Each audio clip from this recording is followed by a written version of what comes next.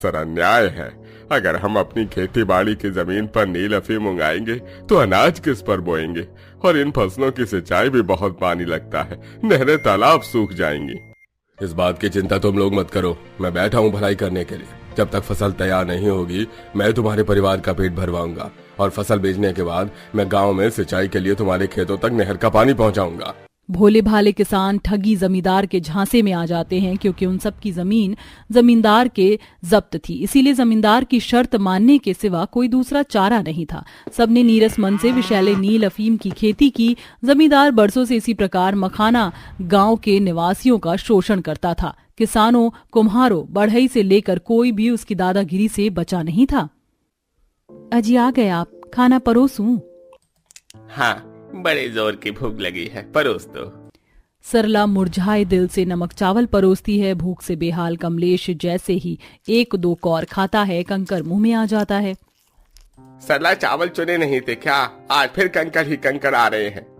अजी जमींदार ने जो चावल भिजवाया है उसमें चावल के रंग के कंकर हैं। आप लोग एक बार फिर इसके चुंगल में फंस गए। आज अगर आप अफीम की जगह खेतों में अनाज उगाते तो हम लोग साल भर बैठ कर खाते। एक आम जिंदगी जीना तो हम किसानों के परिवार के भाग्य में लिखा ही नहीं है। देखते देखते कुछ महीनों में अफीम की खेती तैयार हो जाती है, मगर इससे किसानों की उपजाऊ जमीन पूरी तरह बंजर हो जाती है। वहीं गर्मी का मौसम गांव पर भीषण कहर बरसाता है। नदी, कुआं, तालाब सब कुछ सूख जाता है। गांव में अकाल और सूखे की स्थिति छा जाती है। ऐसे में जमींदार विपत्ति में पड़े गांव वालों से मुंह मोड़ लेता है। मुझे प्यास लगी है, प्यास के मारे गला सूख रहा है, पानी दो ना। कहाँ से पानी दूं बिटिया, घर में एक बूंद पानी का नहीं है।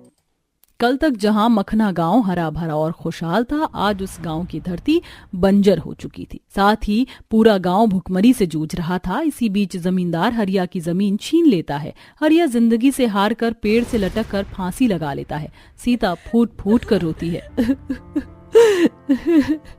मार डाला, उस हत्यारे जमींदार ने मेरे पति को मार डाला।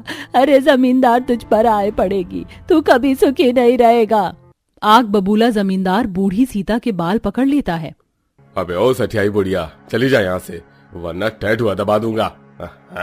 इतनी धूप है, तन बदन झुलस गया। हाय मैया। जमींदार सबकी तकलीफों से मुंह मोड़कर अपनी आलिशान कोठी में चला गया। दिनेश ने डबडबाई आंखों से कहा, भाइयों, अब हम किसानों को ही अपनी दशा खुद बदलनी होगी, वरना ये भुखमरी हम सबको निकल जाएगी। कई दिनों की भूख प्यास से व्याकुल किसान बंजर खेतों को खोदने लगते हैं, जिसमें किसानों के बेटे बेटियां भी लगे थे। तभी गौरी के बेटे को जमीन खोदते हुए जमीन के अंदर एक अद्भुत दुनिया दिखाई देती है, जो कि पूरी तरह